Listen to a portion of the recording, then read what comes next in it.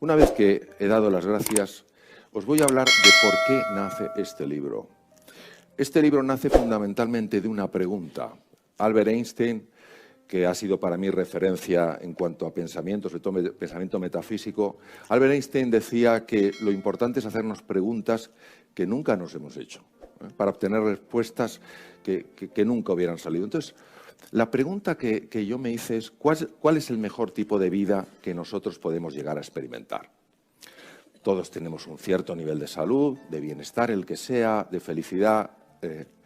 Explicaré lo que yo entiendo por felicidad. Y de ahí, de esa pregunta, nace este libro.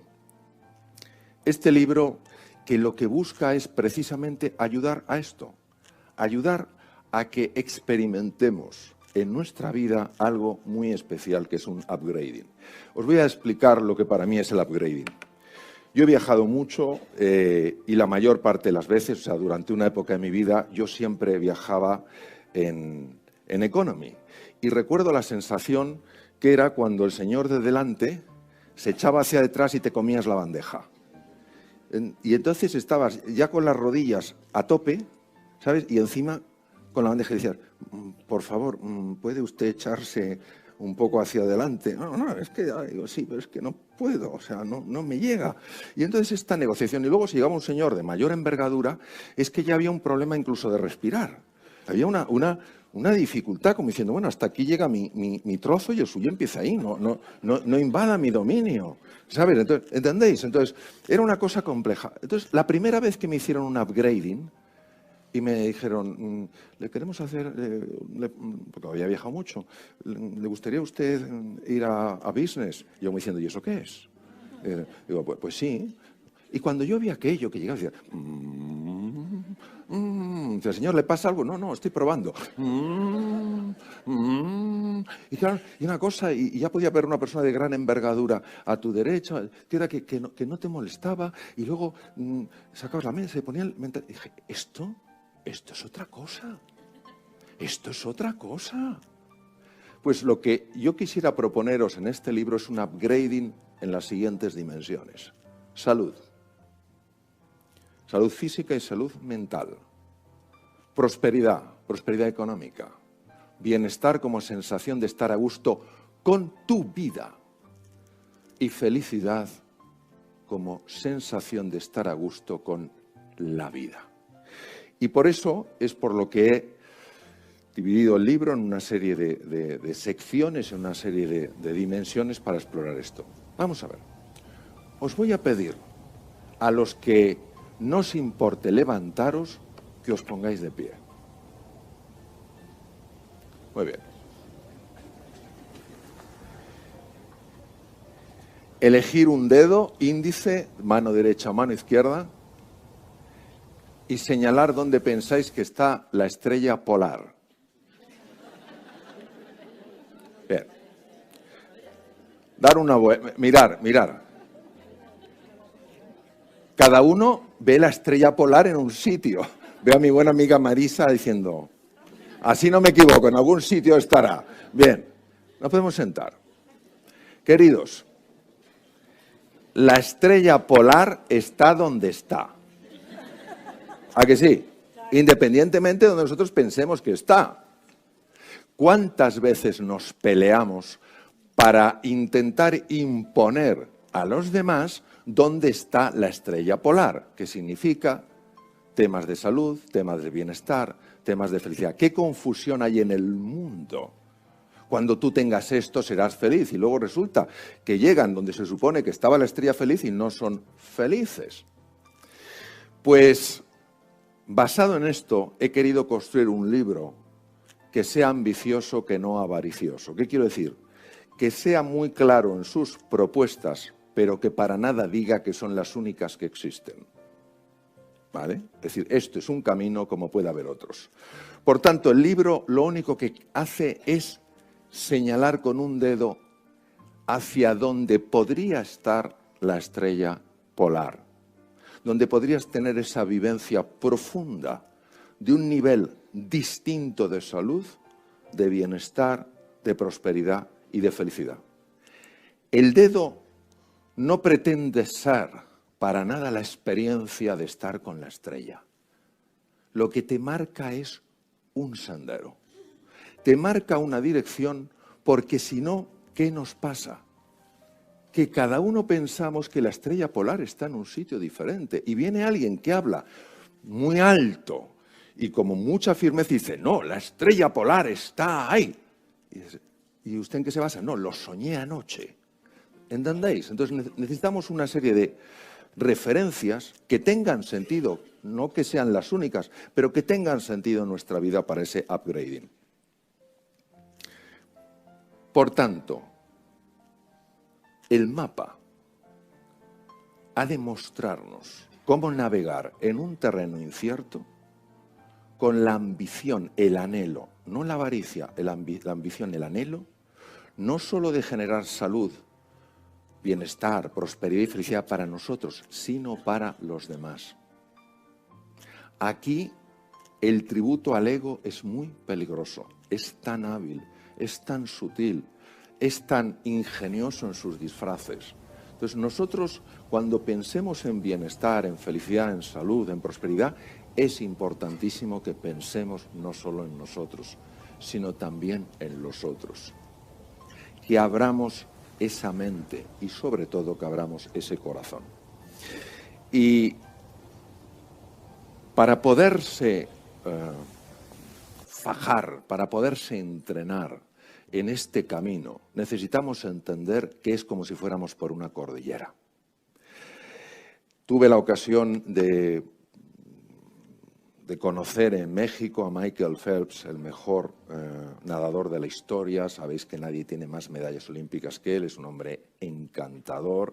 Bueno, es como un armario ropero. O sea, yo me puse al lado de él, estuve hablando con él, y la verdad es que Yoda era un gigante al lado de cómo yo me veía. Un hombre que tiene como un 50 y pico de zapato y tal. Y él hablaba de lo duro a veces que es conseguir las cosas. Entonces, hoy en día que parece que la cultura del esfuerzo no sirve, aquí tenemos a mi querido amigo Richard Vaughan, el día pasado estaba hablando con él, le decía, claro, dice, parece mentira que hoy en día, digamos, aprenda usted inglés como un nativo y mientras duerme. Esto es como una cosa espectacular, ¿eh? Pero es que mordemos el cebo, porque queremos seguir creyendo que este camino es un camino fácil y es un camino para héroes y para heroínas. Lo que pasa es que yo delante de mis ojos solo estoy viendo héroes y heroínas. Y por tanto es un camino para todos los que estáis aquí. Es un camino para desplegar nuestra realidad y alcanzar nuestra plenitud. Y es verdad que nos sentimos muy pequeñitos. Nos vemos como esa pequeña figura, que algunos la veréis, y con ilusión, con paciencia, que no es el aguantarse, sino el adaptarse al ritmo natural de las cosas, con compromiso, que solo significa levantarte una vez más de las que te caes, y con esas personas, con ese espíritu, esas personas que se mueven sabiendo que van a llegar, Vamos avanzando poco a poco, a veces subimos, a veces bajamos, a veces subimos, a veces bajamos, hasta que verdaderamente esa estrella, que en el fondo está dentro de cada uno de nosotros, brilla con especial intensidad. Este camino, y por tanto así lo escribo en el libro, está basado en unos principios y está basado en unos valores. Lo que ocurre es que los principios son muchas veces tremendamente contraintuitivos. Tremendamente contraintuitivos. No es que no sean lógicos, es que van en completa oposición, están en completa oposición con condicionamientos mentales previos que tenemos y que nos hacen pensar, nos hacen creer que si basamos nuestra vida en una serie de principios y apostamos por una serie de valores, vamos a tener problemas. Y no es así, es todo lo contrario, pero la alucinación óptica está tan bien tejida que damos más valor al espejismo que a la realidad.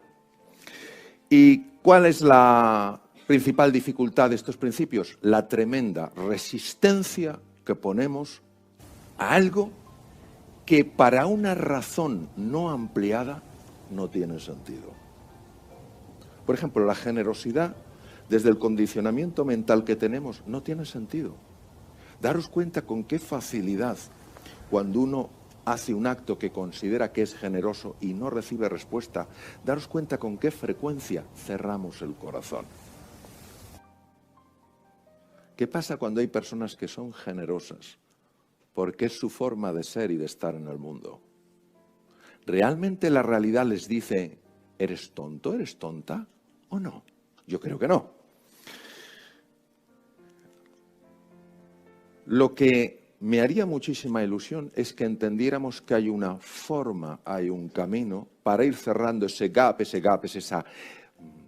esa brecha, esa hendidura que hay entre quiénes estamos siendo y quiénes estamos llamados a ser. Y estamos llamados a ser quien somos en realidad, floreciendo y alcanzando nuestra plenitud. No tiene sentido vivir nuestra vida asustados, desesperanzados, con sensación de impotencia. Qué importante es, como decía mi queridísima amiga María Villota, entender que la vida es un regalo. Pero ¿cuántas veces no la vivimos como si fuera una penalidad, un sufrimiento? Bueno, ¿de dónde procede este gap? Primero, de nuestra visión tan limitada de las cosas. La arrogancia humana, la soberbia humana, se basa en creer que lo que veo yo es lo que es. Y por tanto me cierro a cualquier otra cosa. Estamos tan convencidos de que lo que nuestros sentidos marcan es la única realidad, que el resto nos molesta. Lo que se sale de ellos nos molesta. Lo suprasensorial, lo trascendental.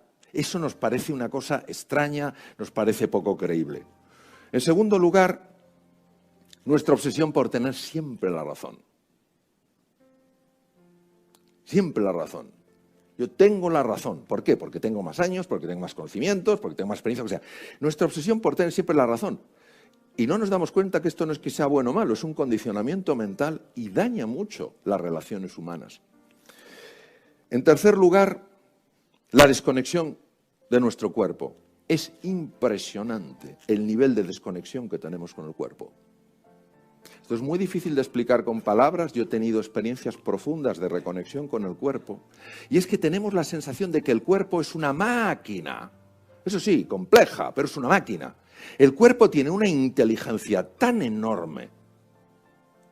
Yo me acuerdo una vez, fijaros, iba a operar, yo he hecho mucha cirugía endocrina, que es cirugía de tiroides, etc. Y yo iba a operar un bocio, un tiroides, a grande tiroides muy grande, pero es que este era el tiroides más grande que yo había operado nunca. Era tan grande que se metía por el cuello y se apoyaba sobre el corazón, sobre las tres chimeneas, los tres grandes vasos que salen del callado de la aorta. O sea, era una cosa tremenda.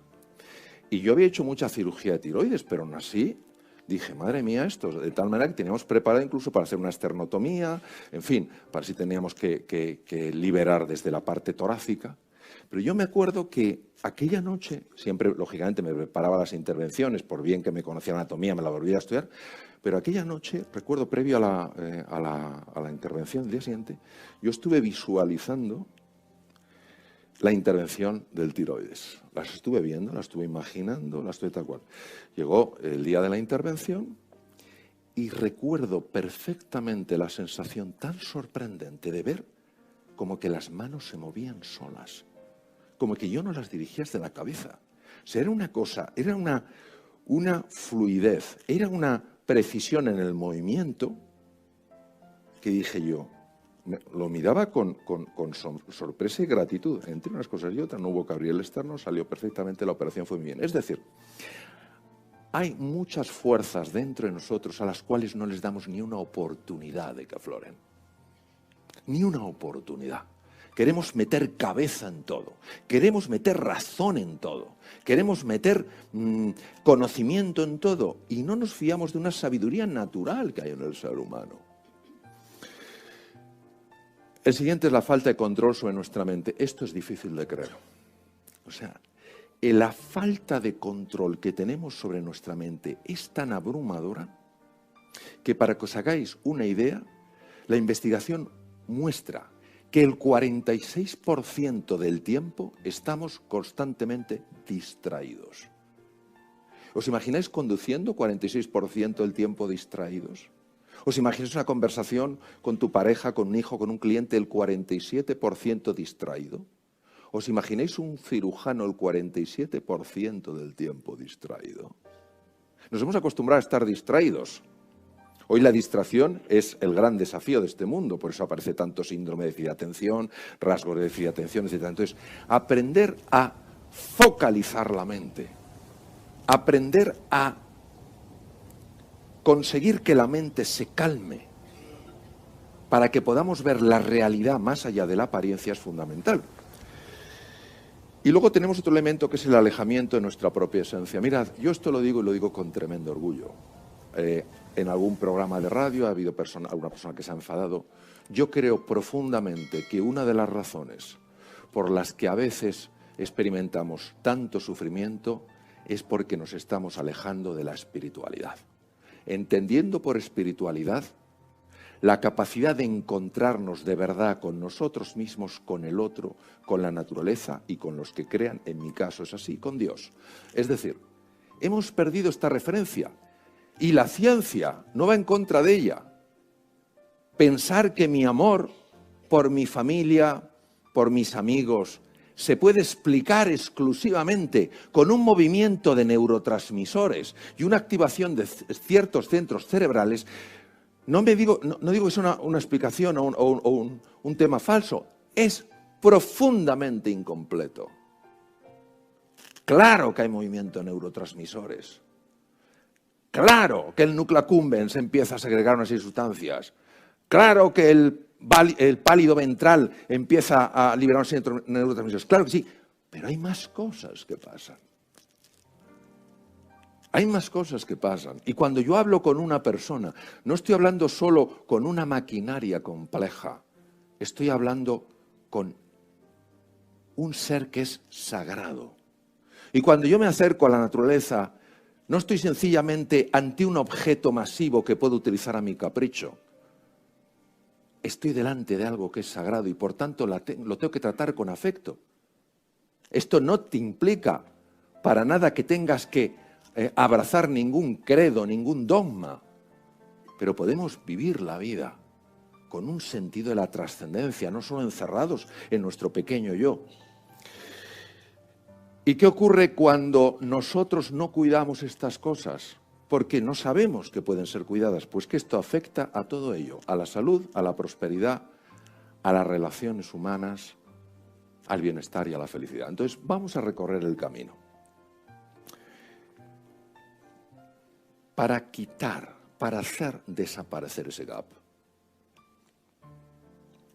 necesitamos tres cosas. La primera es inspiración. ¿Se os ocurre montaros en un coche, querer ir a un destino lejano y no meterle gasolina? Queremos hacer las cosas sin inspiración. Y cuando hablamos de inspiración, hablamos de algo que te estremece en las entrañas. Un proyecto tan apasionante, tan ilusionante, tan motivador, que dices, esto lo quiero en mi vida. Y si no hay inspiración, no puede haber fuerza. Eso es lo primero, tener un qué y un por qué que a ti te conmueva. Hoy sabemos que hay tres cerebros, pero esto ya es incuestionable desde el punto de vista de la ciencia. El cerebro intracraneal, todos le conocemos, el corazón y el tubo digestivo. El tubo digestivo es un cerebro y funciona como un cerebro, realmente funciona como un cerebro. Muchas de nuestras intuiciones más profundas vienen de ahí. Muchas enfermedades degenerativas del sistema nervioso central se podrían prevenir o por lo menos aminorar en su impacto cuidando mejor el tubo digestivo. Entonces, lo primero es la inspiración. Por eso hay que leer cosas que nos inspiren. Hay que acercarse a personas que nos inspiren, no a personas que nos chupan la energía. Que han hecho de ello un deporte. Entrénate con un balón de reglamento. Te dejo un sofá. Pero no me utilices a mí para drenarme de energía. Yo necesito esa energía por las mañanas para moverme con entusiasmo, con pasión. Lo mismo que yo no dejaría que alguien entrara con un cubo de basura y echara la basura en el sitio más bonito de mi casa, tampoco puedo permitir que alguien me eche un cubo de basura en mi mente. Entonces, yo creo que en esto hay que ser radical, queridos. Aparece el vampiro emocional, vampiro, yo me piro. Yo me piro. Yo no gasto glucosa cerebral, yo no gasto oxígeno en algo que me está debilitando, porque no te ayuda a ti, ni me ayuda a mí. Entonces, lo primero es la inspiración. Pero claro, ¿qué pasa con la inspiración? Que si le falta la estrategia, pues sales como una moto. Sales como una moto. ¿Y qué haces? No sé, pero voy como una moto.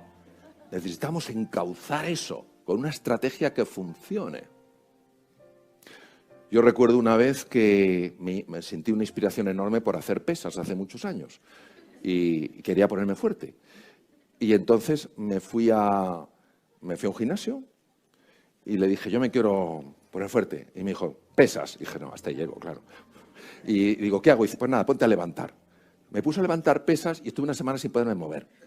¿Me entendéis? O sea, acabé con unas contracturas que era una cosa que parecía Quasimodo. O sea, salí del gimnasio así y los otros días cada vez peor. Eso no es una estrategia, eso no es un plan adecuado. Tú has visto mi pasión, pero no la has encalzado bien. Y luego hace falta entrenamiento. Vamos a ver, hay que entrenarse. Y quien no se entrene, quien no sea disciplinado, no es ni mejor ni peor, pero no va a tener resultados. Entonces, la disciplina, el esfuerzo, la dedicación son absurdos si no hay inspiración. Pero si tienes inspiración, necesitas la disciplina y necesitas el entrenamiento. Y por eso hay una parte muy importante dedicada al entrenamiento. Bien, dicho esto, vamos a empezar a profundizar en por qué llamo los tres superpoderes. Los tres superpoderes tienen dos dimensiones, una dimensión física y una dimensión más sutil. La dimensión física es el encéfalo humano. Nosotros hoy sabemos, se sabe desde hace mucho tiempo, no penséis que es un descubrimiento reciente y tal, sabemos perfectamente que hay una parte del encéfalo que se llama sistema límbico, le llaman a veces cerebro emocional, límbico viene del limbo anillo. Sabemos que en esos núcleos, en esos haces nerviosos, tiene lugar todo el movimiento afectivo de un ser humano. Si destruyéramos esa parte enorme del encéfalo, tendríamos un ser mucho menos emocional. Por ejemplo, el sistema límbico no es que no exista en los reptiles, pero está mucho menos desarrollado. ¿Qué quiere decir? Que si buscas una mascota que te quiera, mejor un gato o un perro que una lagartija. Porque no tengo nada contra las lagartijas, pero su sistema límbico no está tan desarrollado. Entonces, el sistema límbico es clave. El sistema límbico, ¿de qué sale el sistema límbico? Sale tu pasión, tus ganas de hacer las cosas, tu ilusión, tu compromiso. Sale esa fiebre positiva que te pone en marcha. Pero claro, necesitamos también una estructura encefálica que tenga la capacidad de canalizar esa energía. Decir, Mario, por aquí sí, Mario, por aquí no. ¿Y por qué por aquí no? Porque por aquí, si te metes por aquí, vas a tener que poner un esfuerzo tremendo y los resultados van a ser muy pobres. Te vas a desalentar y no vas a seguir. Bien, entonces esa parte pertenece a todo lo que son las áreas llamadas prefrontales que están justo delante de la circunvolución o del área más que circunvolución, del área premotora. Esas partes del cerebro son expertísimas en la capacidad de analizar, en la capacidad de negociar, en la capacidad de aprender, en la capacidad de imaginar, en la capacidad de recordar. Y luego nos hace falta el superpoder de las manos, que está en el tronco del encéfalo. El tronco del encéfalo es una estructura que me ha apasionado toda mi vida. Parece el tallo de una flor y el tronco del encéfalo es la estructura más vital. Cuando se lesiona el tronco del encéfalo, madre mía, qué situación más complicada. De entrada, lo más fácil es entrar en un estado de coma, ¿no? Y en el tronco del encéfalo hay unas estructuras maravillosas, son dos columnas que cuando se ven en microscopio parece una red, lo cual no sería muy raro en el tejido nervioso, pero aquí llama la atención el tipo de red y se llama sustancia reticular. Y la sustancia reticular que recorre todo el tronco del encéfalo, hay una parte de ella que se llama sistema reticular activador ascendente, que lo que hace es que cuando tú estás inspirado por una posibilidad cuando tú tienes una estrategia para lograrlo, pero no sabes dónde empezar a hacerlo, esta parte empieza a activar el encéfalo de tal manera que como una linterna busca oportunidades. Lo he dicho muchas veces, es la razón por la cual una mujer cuando se sabe embarazada empieza a ver embarazadas por la calle, o un conocido mío que una vez me dijo que desde que se había comprado su coche nuevo se había puesto de moda. Sorprendente. Y esto lo tenemos todos, a niveles que no nos imaginamos y que hemos podido experimentar. Lo hemos podido experimentar. Y hemos podido ver que la incapacidad para aprender una cosa, incapacidad, decías tú, esto es estructural, yo es que no doy, yo no doy, es que no me entra. Cuando tú tenías una inspiración profunda, cuando tenías una estrategia aunque fuera sencilla, y te ponías en marcha como los que saben que pueden, aunque parezca que no pueden, al final aparecían cosas absolutamente tan inimaginables que lo primero que generaban en ti era sorpresa, sobresalto y admiración. ¿De dónde estaba esto? Que yo no lo conocía. La inspiración, a nivel sutil, de esa parte nuestra, el sistema límbico, obviamente estoy hablando a un nivel muy físico y a un nivel mucho más profundo. La estrategia de toda la parte de esa cognición de esas áreas prefrontales y la acción en esas manos de la capacidad de ver dónde puedes actuar.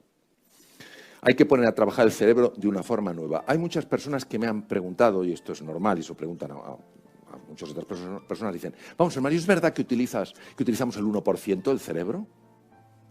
Vamos a ver, ¿cómo vamos a saber si utilizamos el 1% del cerebro si no sabemos lo que es el 100%? Lo que sí sabemos, ¿quiénes sois aquí amantes del fútbol? Muy amantes del fútbol. Bien, pensar en vuestro equipo. Cuando vuestro equipo juega un partido de fútbol, ¿verdad que juegan todos los jugadores? ¿Verdad que esos jugadores pueden jugar muy bien o muy mal? El encéfalo humano siempre se activa en todas sus partes, en todo lo que hacemos, dada la complejidad. Pero puede jugar de una forma o puede jugar de otra. Si se activan los núcleos amigdalinos, cuando no se tienen que activar, el jugador delantero, que es el área prefrontal, no sabe ni dónde está la bola. Cuando una persona se levanta y está pensando en todo lo malo que le va a ocurrir y todas las bofetadas que le van a caer, le caen de todas partes. Porque su sistema reticular activador ascendente busca ocasiones donde lo más probable es que te caiga una bofetada. Entonces nosotros lo que necesitamos es aprender a hacer que esa maravilla, esos 100.000 millones de neuronas, 100.000 billones de conexiones, donde cada neurona se conecta con 10.000, o en el caso de las neuronas de Purkinje del cerebelo, hasta con 250.000 diferentes, jueguen como un equipo. Y así puedes conseguir que el que parece un estudiante torpe sea un estudiante extraordinario. Y el que parezca una persona sin recursos sea una persona que sorprenda por sus tremendos recursos. Y no estamos hablando porque queramos pensar esto, es que sabemos que esto es así. Pongo el ejemplo, esto lo he sacado del libro, pongo el ejemplo de una presa. O sea, ¿qué movimiento de aspas va a haber si no cae el agua? Pero si cae el agua y no hay aspas que se muevan, ¿cómo se va a generar la corriente eléctrica? Pues lo que tenemos que hacer es eso, activar esas potencias. Vamos a hablar, por ejemplo, de la salud. Ya sabéis que el libro tiene salud, tiene bienestar y tiene felicidad. Vamos a hablar de la salud. Cuando hablamos de salud, vamos a hablar del cuerpo. Todos sabemos que la salud es importante, que la salud tal, el corazón. Lo que pretendo, lo que busco es que los argumentos que aparecen en la descripción de la salud sean tan poderosos que todos, aunque nos cueste como me cuesta a mí, cuidemos eso que comemos. Y os voy a decir por qué. La epidemia que tenemos hoy en día, no ya digo de obesidad, sino de algo que se llama síndrome o proceso inflamatorio crónico, es de no creérselo.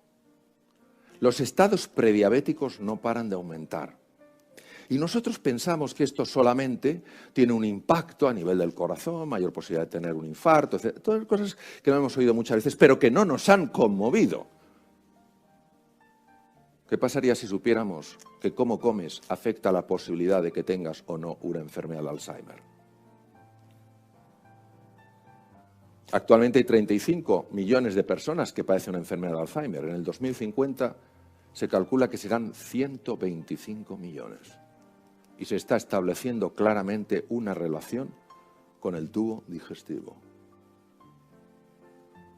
Vosotros sabemos que el ejercicio físico es capaz de aumentar el nivel de 3 sustancias, el factor neurotrófico derivado del cerebro, el factor de crecimiento del endotelio vascular y el factor proinsulínico, factor insulínico de crecimiento, y que son fundamentales para que se formen nuevos vasos sanguíneos en el cerebro, para que se formen nuevas conexiones en el cerebro, y que esto puede ser profundamente alterado o estimulado con la nutrición.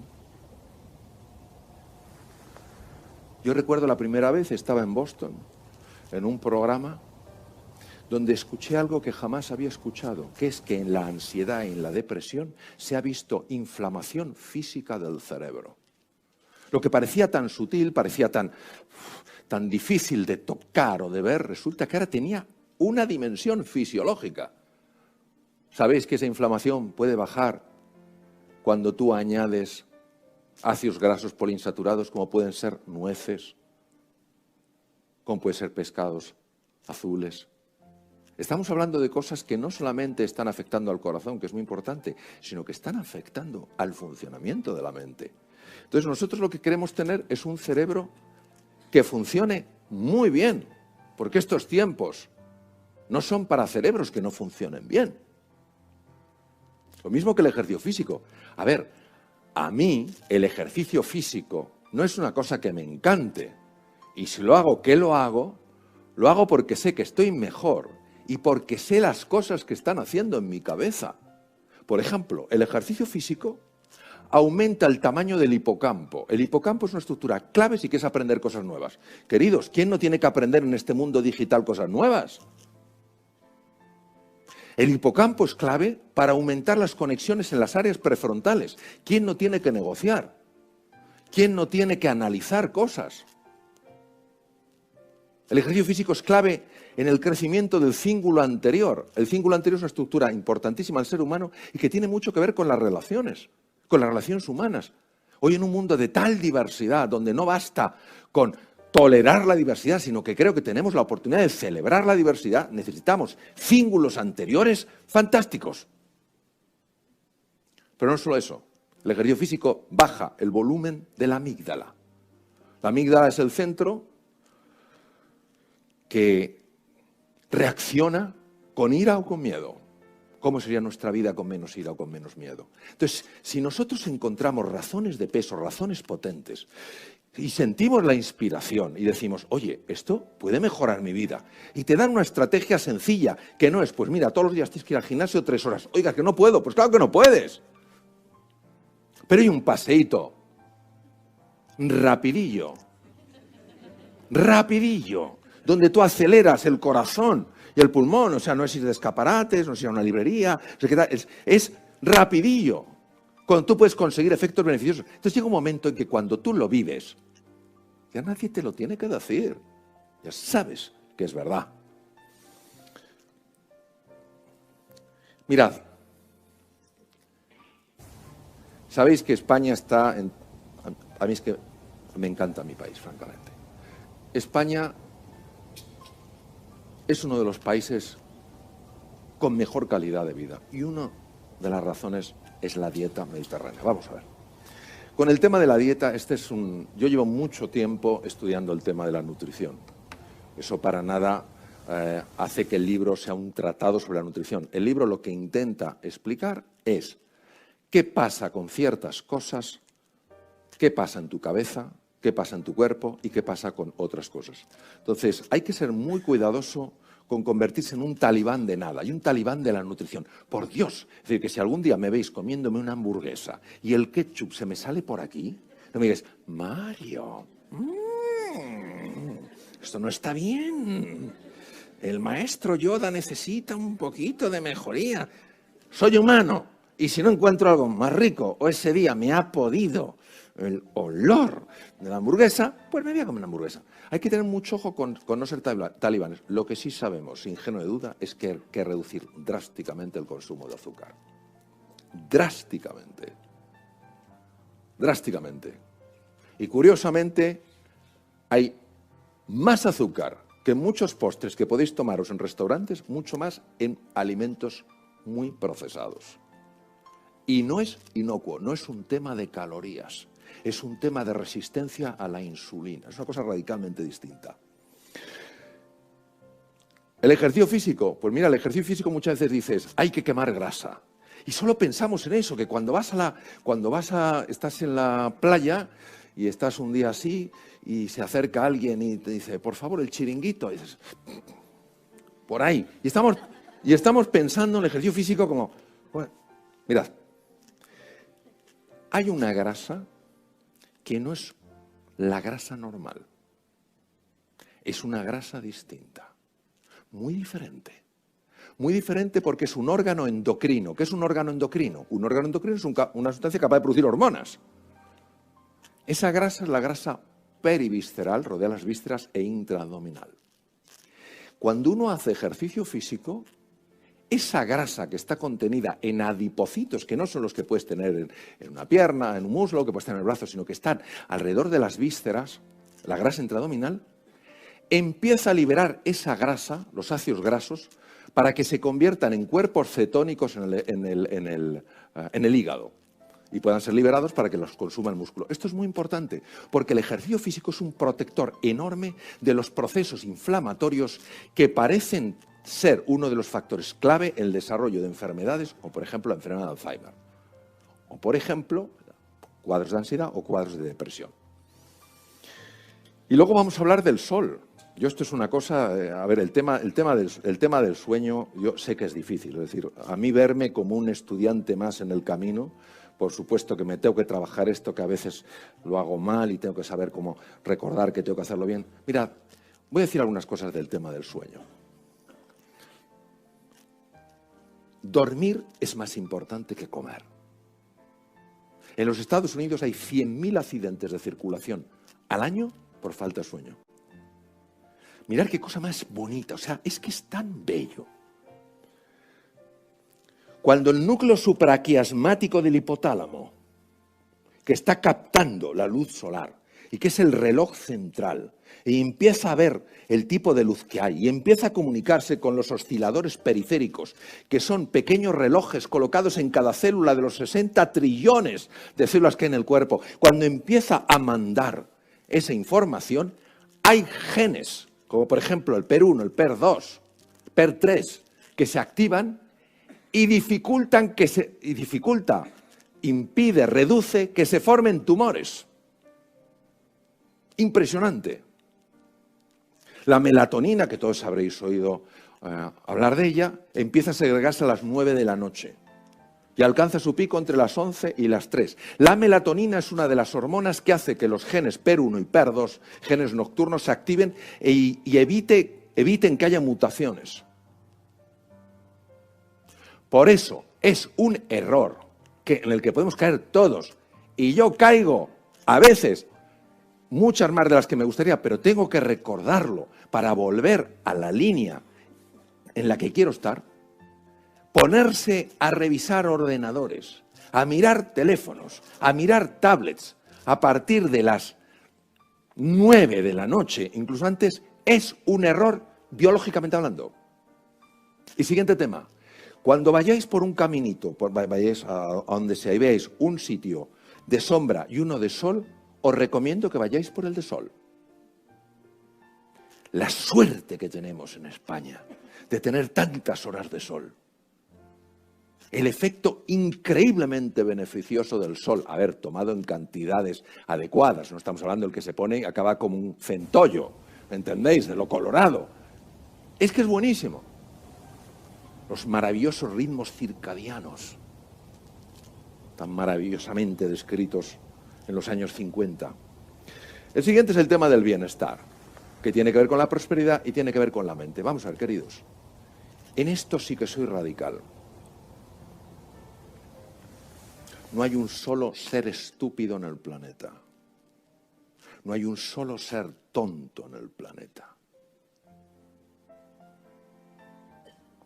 Lo que hay son estados mentales en los cuales es imposible ser inteligente.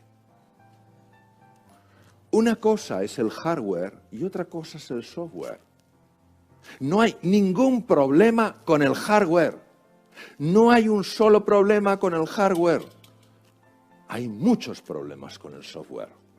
Y hoy sabemos que hay dos estados mentales súper frecuentes, tan frecuentes que ya se han normalizado. Uno de ellos corresponde al estado mental de una persona que se siente en peligro y no tiene por qué estar en la sabana africana o en la selva india. Llega a una reunión y se siente juzgado. Va a haber un cliente y se siente juzgado. Va a un sitio, el que sea, y se siente criticado, la zona de supervivencia, porque activa mecanismos muy bien descritos por el profesor Walter Cannon, ganó el Premio Nobel de Fisiología por eso, desde Harvard, mecanismos de resistencia, ataque, defensa, huir, ponerme irritable. Es tan frecuente hoy en día, es tan frecuente esto que se ha normalizado, como si fuera lo normal. ¿Y qué pasa? Que cuando la sangre tiene que ir a los músculos, no puede ir a la cabeza, porque la cabeza consume demasiada sangre y el organismo está interpretando que es una situación de peligro. Y lo que se está viendo mucho es un estado mental, se llama burnout, la persona quemada. Ya no es que esté agresiva o esté huidiza, es que está completamente bloqueada, completamente anulada. La Clínica Mayo, que sabéis que es una de las mejores del mundo, está en Rochester, Minnesota, fundada por los hermanos Mayo, tuvieron que hacer algo radical porque se dieron cuenta que el 25% de los médicos de la Clínica Mayo estaban sufriendo un síndrome de burnout, de la presión asistencial que tenían. Entonces, si nosotros sabemos que no es un problema estructural nuestro, si nosotros sabemos que no es que nos falten neuronas, sino que a lo mejor no estamos en el estado mental apropiado, tenemos que saber cómo cambiar de estado mental. Y eso tiene una estrategia. Tiene una estrategia que funciona si la aplicas. Y cuando tú ves que aquí eras tontito, muy tontito, y aquí de tontito vas teniendo menos, y aquí de tontito no tienes nada, y aquí ya eres listito, dices, anda, resulta que hay un camino, y ya no es estructural, ya es funcional, tiene una lectura radicalmente distinta. Y entonces puedes pasar a la zona de recuperación, zona de renovación, tremendamente estudiada, sobre todo por una serie de profesionales magníficos, y luego a la zona de máximo rendimiento. Los grandes líderes en los colegios, en las empresas, en las sociedades, consiguen que la mayor parte de las personas estén en las zonas de renovación o en las zonas de excelencia. Si en una empresa, en un colegio, en una universidad, la mayor parte de las personas están en los estados mentales de supervivencia y los estados mentales de burnout, algo no se está haciendo bien. Y esto es muy importante que lo tengamos presente. Y luego tenemos el tema más sutil y el más complejo, que es el tema de la felicidad. Vamos a ver, la felicidad no tiene que ver, como así lo concibo yo, con el tener, tiene que ver con el ser. Por eso los anhelos del ser no se pueden rellenar con el tener. Son dos cosas distintas.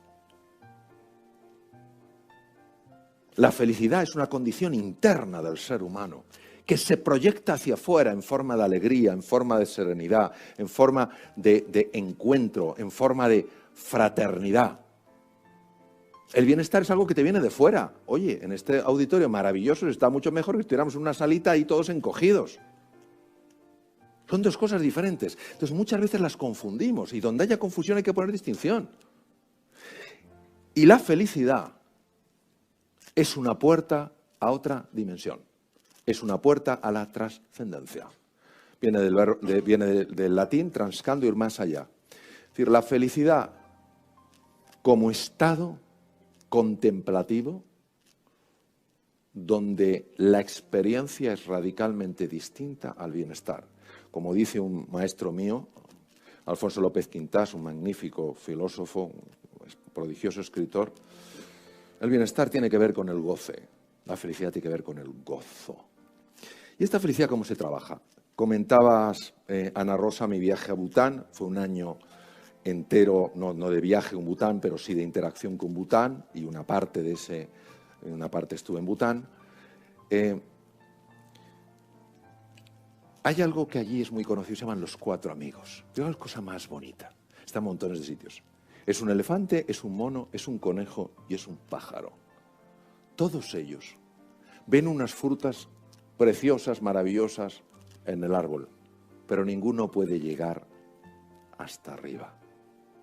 Los 4 juntos lo consiguen.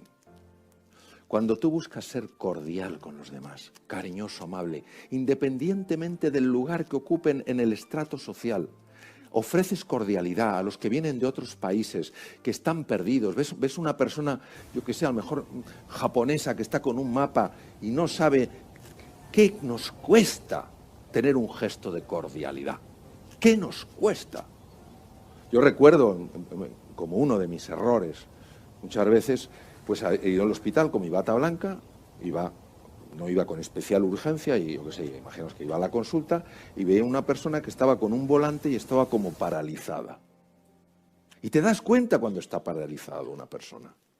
¿Qué me hubiera costado pararme y decir, ¿le puedo ayudar? Y como ve que soy de allí, dirá, pues este hombre conocerá al hospital, claro. A ver, no, es que me han pedido esto, me han pedido un escáner y no sé ni dónde es, estoy muy asustado, tal cual.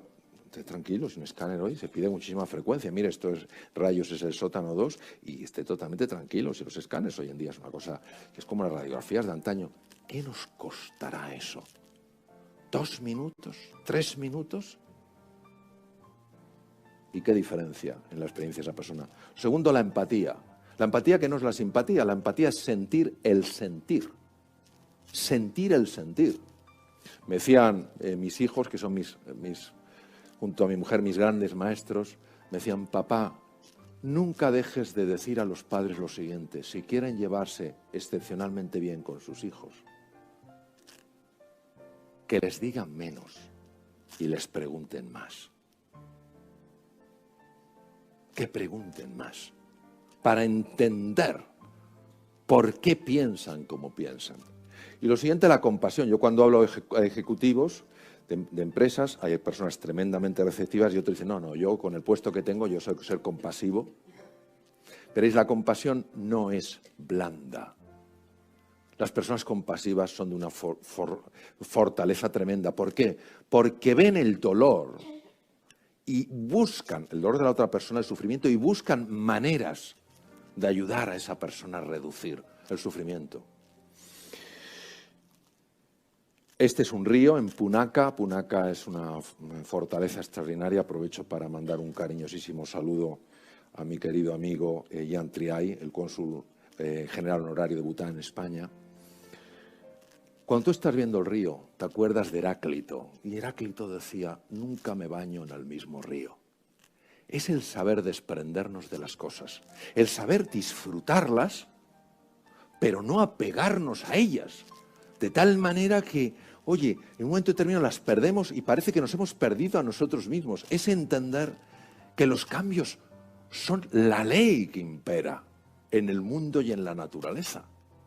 Entonces, no resistirnos a esos cambios, aceptarlos, asumir que eso es así para poder empezar a transformar nuestra vida, en lugar de resistirnos frente a lo que es. Esto, por ejemplo, en temas de enfermedades es muy importante, porque cuando una persona se está resistiendo, ¿por qué a mí? ¿Por qué a mí? ¿Por qué a mí? El sistema inmune, que es precisamente el que tiene que defenderla frente al tumor, empieza a empeorar en su forma de trabajar. Y cuando una persona dice, mira, asumo que esta es mi situación, no me gusta, pero lo asumo, a partir de ahora, ¿qué puedo hacer? El sistema inmune es mucho más potente. La conexión con la naturaleza. Bután tiene, en la Constitución, está escrito que el 60% del bosque ha de ser protegido. Hoy necesitamos hacer algo todos para proteger la naturaleza. Todos sabemos que cuando nos damos un paseo por el campo, por el bosque, cuando nos quedamos mirando al mar, algo nos pasa. No sabemos muy bien lo que es, pero algo nos pasa. ¿Será posible que nos veamos tan separados de la naturaleza cuando la creación ha salido de las mismas manos? ¿Será posible que nos veamos con esa situación de superioridad frente a la naturaleza? No necesariamente. El tema de la gratitud. Mirad, Sigmund Rao, que es un profesor de economía de la Universidad de Cornell en Nueva York, vio que sus estudiantes estaban muy estresados y dijo, bueno, él viene de una familia oriental y el tema de la trascendencia es importante, le dijo a sus estudiantes, es importante que vosotros hagáis un ejercicio de gratitud antes de acostaros. Bueno, como él debe ser una persona pues muy cercana, le hicieron caso. Y efectivamente bajó su ansiedad en lo que eran los exámenes, pero lo más interesante es que algunos estudiantes se acercaron y le dijeron, usted no lo sabe, profesor, pero yo estoy enfermo. ¿Qué me dices? Sí, yo tengo hipertensión arterial. Usted no lo sabe, profesor, pero yo soy diabético. ¿Qué me dice? Sí. ¿Sabe que desde que practico la gratitud, mi tensión arterial se ha normalizado y mi diabetes es mucho más fácil de controlar? Gratitud. Gratitud. Es levantarnos por la mañana y encontrar algo por lo que dar las gracias a quien quieras. Lo importante, entiendo, no es que lo focalices en alguien, sino que haya ese gesto de agradecimiento, ese gesto de gratitud, ese gesto de no dar las cosas por sentadas. Yo me acuerdo en la presentación del libro de un querido amigo, me acuerdo que tuvo una ronquera tremenda, porque había forzado la voz en un evento y tenía una ronquera tremenda. Y yo me di cuenta de las gracias que tenía que dar por tener voz. Y me acuerdo una vez que estuve en un sitio donde tocaba una música maravillosa, y aunque os parezca mentira, había sordomudos ahí, captando lo que podían. Y digo, ¿cómo es posible que me enfade porque el filete está un poco duro, porque el camarero no ha sido suficientemente simpático, o porque no he encontrado hueco para aparcar? Silencio, apertura, trascendencia, a propósito. Lo que veis ahí arriba es uno de los sitios más espectaculares que he conocido nunca. Se llama Tiger's Nest, la guarida del tigre. Es un lugar donde te parece imposible que puedas llegar a subir de lo alto que está, pero al final acabas subiendo porque tienes la inspiración, hay un caminito y vas poquito a poco, ¿no? Mirad, yo creo que tenemos que volver a aquello que parece que no sirve para nada, porque no es utilitario, que es momentos de recogimiento, momentos de serenidad, momentos de silencio. Vamos demasiado deprisa y estas prisas no son buenas ni para la salud, ni para el negocio, ni para la prosperidad, ni para la felicidad. Y se están dando cuenta de esto en montones de sitios, en empresas donde están empezando a cultivar esto, en hospitales donde se ha visto que mejora la salud. Ya son más de 30 años de investigación médica. Entonces, de vez en cuando buscar un sitio donde estés tranquila, donde estés cómoda, donde estés cómodo, y dejar que ese barro que todos tenemos en la cabeza se vaya sedimentando, poco a poco, porque la condición natural